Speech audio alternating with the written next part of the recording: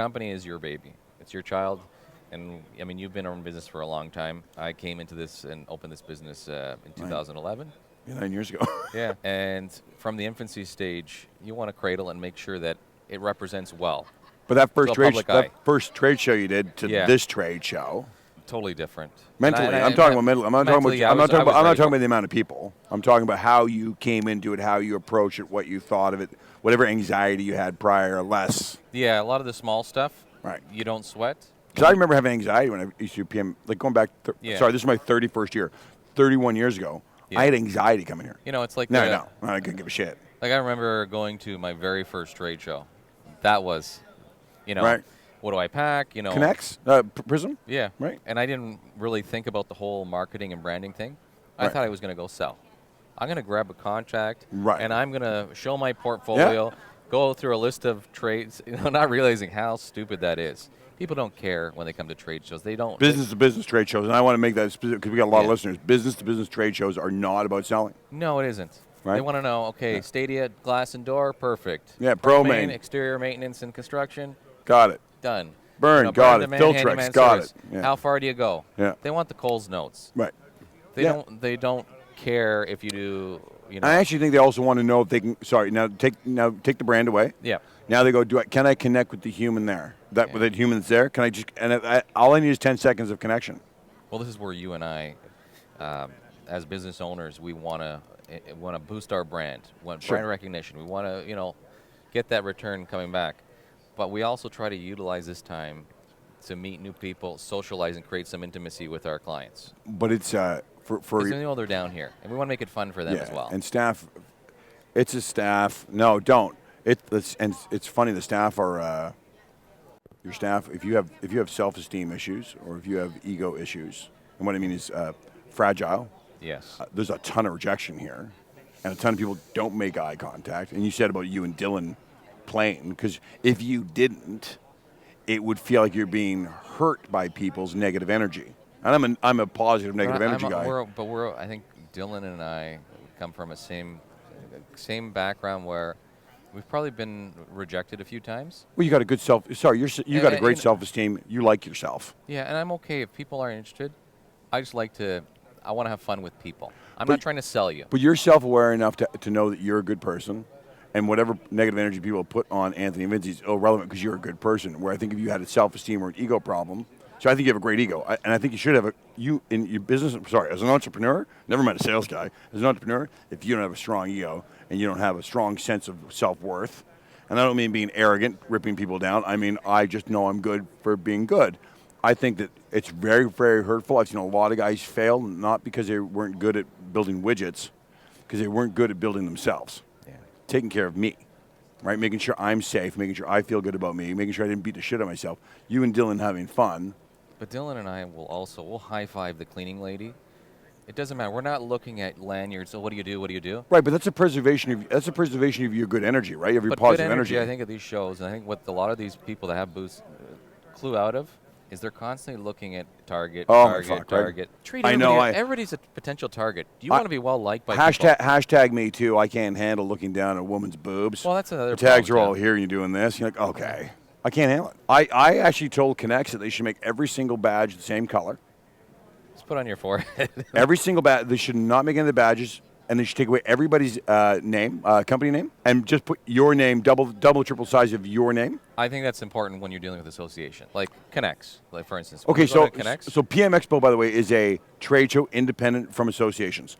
Connects is an association-oriented trade show. So the association is to bring two parties together with some common values that they want to improve. In equality. So if you're going to do equality, we're creating strategic partnership. Okay, we won't talk for too much longer because you and I can ramble. But the inclusiveness and the political correctness of today's society, and then you go into a trade show and everybody's wearing a different colored badge. Okay, you want to talk about isolation. Black Lives Matter? We're looking for black badges. You know what I mean? Okay, take away all the colors. Yeah, we've always mentioned the colors should be gone. Colors should be gone. So this is a different trade show. You actually want to know when you're dealing with external people are coming in here. PM Expo, students, government. Yeah, I've met all walks of life. So I actually kind of understand the whole idea of identifying whether I'm government or students. I still think you should give your time to every single person that walks by. Doesn't matter. Totally, I agree. You know what? Positive energy brings positive outcome. But Connects is an isolated little group. I'm not sure why we have colors. Everybody should be the same. Yeah. And maybe have a slot off the side for your business card. Yeah. But everybody has the same. Because at the end of the day, you want to work with people you like. For me, I'm all relationship based. My clients, I am too. I genuinely like them. And if I don't get along with them, you know what? Hey, it was a great run, but it's not I gonna told work. a brand new client the other day who called up very grumpy that he had. This is here at the show, and I answer, hi, because I'm zero at Stadia, right? When you press zero, you get me. So guy gets it, and a lot of negative energy. I could feel it. You know, you can feel when somebody's not in the right headspace.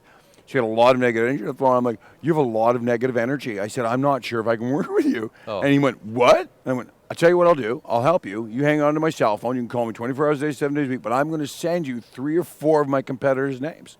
And he said, why? I said, because I feel a lot of negative energy from you, and I'm worried that I won't be able to manage that. Yeah, but when you have a solid Should relationship have heard his with voice people, say, oh! I know. On his I phone, know. he's like, what? And I'm like, yeah, your negative energy is killing me. But even at that, even when you do terminate that, having that whole thing and acknowledging that, you know what, it may be me, maybe you. I just don't see that there's a good connection going on here. That's okay. But it's okay. I don't want to work. So it's funny too. Even with my own supply chain, sorry, and you can tell me all the procurement rules and regulations. I couldn't give a flying fuck. If I don't like you, I don't want you. Yeah. I don't care what your price. I don't care if you're 10 cents less. Like if I had and we spend a lot of money with suppliers, and we open up bids. Yeah. Okay, I literally have opened up a bid of a guy that was super low and went, I don't like him. I don't like him, the person, But I not think the product of the when company. We were talking to some other retailers before that you've interviewed. It's not all about price. It's never about price. It's a lie. We all know how much. And we've talked about this many times. A 3 foot by 3 foot asphalt patch costs. You know how much it is. You know where they dig down 1 inch, 5 inches, 10 inches. You know how much And a this is where I think catch basin costs. You just know what it costs. Don't tell me you don't. This is where getting into a relationship with your client that is chemistry based versus forced marriage or necessity. Right. Is, you want them to tell you, listen, you got to do something with this. Well, they all know how much everything costs. I tell the story all the time, but I can't remember the guy's name now. Enzo at 525 University Avenue. I've said the story before on the air. Enzo, okay, go on. I can't remember his name. He's Enzo, Italian? like Greek. Well, Enzo's a big Italian name. Anyway, so he calls up, and I know he's been in the building for 35, 40 years. Actually, I know he's kind of related to the family who owns it. And he calls up Stadia one day, and I picked up the phone. He said, I need a price for a piece of glass. And I said, Enzo, how long have you been in the building? And he goes, proudly, 41 years. I'm a fixture. I'm like, fuck, they need to fire you. And he's, pardon? They need to fucking fire you. You're an idiot. Why? Because if you don't know how much fucking how much it costs to change a piece of glass in your building after 42 years, you're a moron. And then he goes, oh, brings out laughter. I'm like, all right, so what are you doing? Are you trying to beat up the guy that you currently use? Did you have a fight with the guy you're currently using? Or do you actually want to change? He's putting the thermometer in your butt to see where the temperature is at. And he says, I actually want to change vendors. I said, so you know how much this costs. You've changed 1 million pieces of glass. Why don't you just tell me what the price is and what you want me to beat? Or why don't we go for a coffee and see if we get along? I actually said, why don't you just tell me what you want me to beat? He goes, I'll send you the PO for $5,725. I said to him, Enzo, I appreciate your honesty, because the truth is he could have said 47, 37, and he knew it wasn't a race to the bottom. But it was fair market value on that. Right. Anyway. He wanted to be fair market value. He told me, he showed me the other guy's quote. That's nice. All he did was want to change contractors. He had a bad experience, wanted to change contractors, and he'd been doing it for so long, he knew exactly. But But he's also doing it long enough to give you the right price from the beginning, because I don't want to be doing this for another month. Right, because what's going to happen if I show up and he fucks me on the first one, I'm going to come back, whoa, that's worth $8,000, not 47. Like, did you get it? Like, he was so transparent. And that's the Toronto market. When you start going into remote areas. Yeah. But that's a whole new topic there. I like that. I like that he did that. Like, I've been doing this for 42 years. Here's what I pay. Can you do it? Because I want to switch. Yeah. Fuck. Quickest sale. Well, and listen, at the end of the day, unless somebody's come up with a brand new invention, the cost is the cost is the cost is the cost. Oh, and by the way, it's only going up. Nothing's gotten cheaper. Do you find that your competitors invent things just to make them sound different? Yeah. Isn't that wonderful? But we all do. We all do. Right? I get a kick out of hearing all the new, innovative virgin asphalt, virgin stone. Yeah, we get the same thing. I mean, I'm in the service. Going off topic, right, Al? I'm in the service business, so we have a tendency of dealing with whatever. So unlike you, who's in aggregate organic, Yep. I'm in a manufactured business, and I have to follow suit. I'm because with Stadia glass and door specifically, the grid of wall is a certain color, and I got to find that color. That's my biggest. You're finding the color. So I have there's no. Hey, I found a brand new and improved 1984 bronze solar eclipse X117-23, 1-inch overall, 6 mil, 6 mil, half-inch airspace. There's no new. Yeah. Right. So So when Enzos of the world go, I need glass changed in a service-oriented market, they know how. Listen, Best Buy, Staples, Hudson's Bay, they go, Tim, I need a price for a new hollow metal fire-rated back door. I'm like, you already know how. You might as well write the PO. Just write the PO and say, you here it is. You might as well write the PO. Instead of, would you like to accept this work order, yes or no, with an NT of whatever? Yeah. Just put the price. How fast can you do it? I find it funny when they send you the NT for $300 on a hollow metal door, and you go, is that a site visit charge? Yeah, you're like, okay, you realize that it's $1,300 to change the door, and you already know this because you've changed. If you have Walmart with 18,000 stores, they change 10,000 hollow metal doors a year, and then they call you up and go, can I have a quote for a hollow metal door? You're like, you're kidding, right? Why don't they just put site visit charge if required? Because that's what it is. I mean, who's putting the work orders in anyway? That whole initial visit is all bullshit and stupid. And I think you and I have also talked. You've talked with many people about the whole burning cash. Those retailers are burning money. Photos. But those retailers smoke money with these whole initial visits, and then you get guys who go, well, you need a trip charge and blah blah blah. Well, you get a trip charge and the initial visit, and the guy still doesn't do fuck all and still sends in a quote. And you're like, and okay. You're not allowed to talk to the manager as well. Oh, nor can you talk to the end user, because a lot of these guys have put those middle work order companies in. Yeah. So, and if the end user could actually just talk about their asset and not about a line item, big difference between talking about a line item on a GL, on a bank statement, than there is talking about the asset. Definitely. Right? So human interface with the asset, you almost need the owner to actively be involved, the owner of the asset or the person responsible to be involved. Or make sure that his staff definitely understand. That's why you need to talk to the store manager, too, when like trip hazards and stuff. Right? One Walmart of a half-inch threshold, not a trip hazard. Then you go to another area of the country, and it's all older people, and it's a massive trip hazard. Do you get it? Yeah, and I find that by store. We're doing work with some retailers where you find province, depending which province or like a state would be in the U.S. Certain managers, in terms of health and safety on their outside parking lots, whether it's concrete, asphalt, have certain thresholds that there's no standard. Well. Regardless of the building code in the area, and I apply building code when I go. So do I. We do building code. Saying that, if you're dealing with young parents or young adults, or you're dealing with older people, a lot of times the manager themselves critique it to their marketplace and who they're dealing with in that local area. Yeah. I'll have certain locations ask me to install more handicap accessible spots because they have an older. Yeah, we've had people ask us to remove the automatic door sensors. Because they have homeless people out front. The doors are open automatically. Yes. Do you get it? Like they're literally, and they want, right? And the standard MO for this brand is sensors, right? They want the carts to come in, they go take them out. We want buttons because the homeless. So it really does become unique. It's a unique experience. Each location has its own challenge. Regardless of how badly you want to homogenize your business, it's hard. You still have a unique experience at every location. Look at shopping carts on the grocery end. Any of these inner city places, those grocery carts are $300-$400 to $500-$600 a piece. Yeah. And they need to keep them on site. Yeah. So they have those visible sensors around the parking lots to make sure that those buggies lock up so they don't go disappearing down the street. Yeah, with some homeless guy, and it's like, Okay, do you got staff here today? Today I told them to start preparing all of our Christmas giveaways. You don't have them down here? No. This is going to be the huge day. That's why I'm here. You only need the Vinzi. I only need to be here. And I think that at the end of the day... I posted you naked on LinkedIn.